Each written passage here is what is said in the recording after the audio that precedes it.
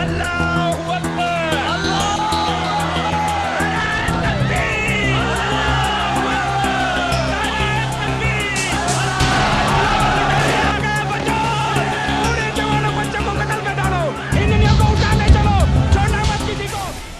परवा मुंबईला हिंदू मुसलमानांची दंगल झाली. का झाली, कशासाठी, कारण परंपरा भाग वेगळा. पण त्या दंगलीचा फायदा उठून एका मुस्लिम मोहल्ल्यामध्ये काही गुंड होते. त्याच मुस्लिम मोहल्ल्यामध्ये आणि 25 एक लावण्यखनी युवती होती. देखणी आरसपणी बस बघावं आणि बघतच राहावं इतकी लावण्यखनी. या गुंडांचा त्या युवतीवर डोळा होता. दंगलीच्या कल्लोळाचा फायदा उठवावा आणि या युवतीची आबरू लुटावी असा बेत त्यांनी आखला. आणि दंगल ऐन जोमात असतानाच रात्रीच्या 12-12:30 वाजता काळोख चिरत हे सगळे त्या युवतीच्या घराच्या दिशेनं सरकू लागले. बघता बघता दारावर धडका पडू लागल्या.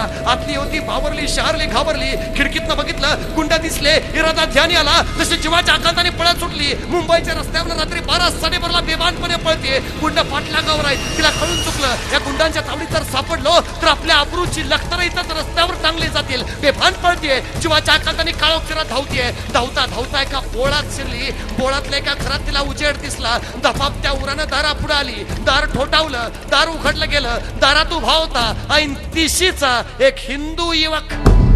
दारात मुसलमान युवती पाहिली. त्याला आश्चर्य वाटलं. बाहेर दंगल चालली हिंदू मुसलमानाची. ही मुलगी मुसलमान, मग एका हिंदूच्या दारापुढे कशी?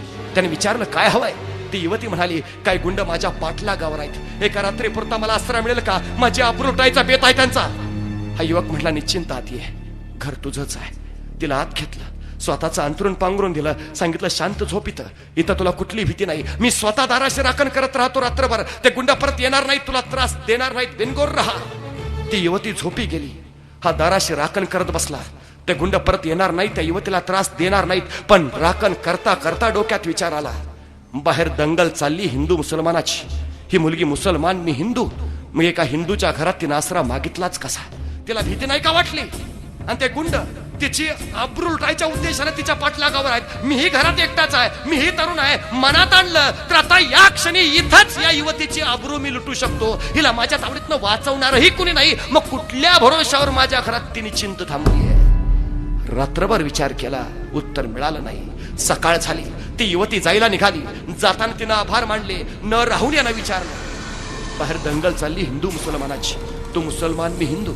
मग माझ्या घरात आसरा कसा मागितलास? ते गुंड तुझी आबरू लुटायच्या उद्देशाने तुझ्या पाठलागावर होते. पण मी घरात एकटाच आहे, मीही तरुण होतो. मनात आणलं असतं तर रातोरात मीही तुझी आबरू लुटू शकलो असतो. तुला माझ्या तावडीतनं वाचवणारही कुणी नव्हतं. मग कुठल्या भरोशावर माझ्या घरात थांबलीस?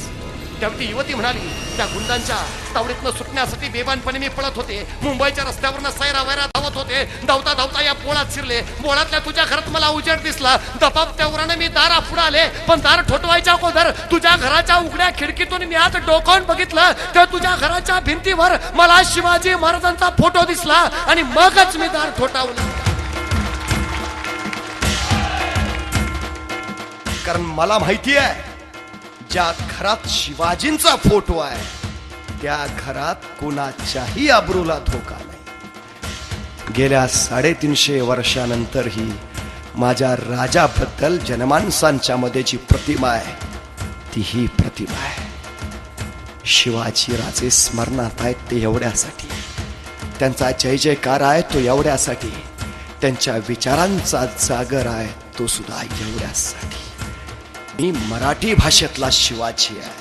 म्हणजे शिवाजी हे फक्त नाव नाही, शिवाजी हे फक्त कर्तृत्व नाही, शिवाजी हे फक्त नेतृत्व नाही, तर शिवाजी हे सर्वोच्च त्याचं परिमाण आहे. मला काय व्हायचं आहे तर ज्या क्षेत्रात आणि ज्या प्रांतात असेल तिथलं मला शिवाजी व्हायचं.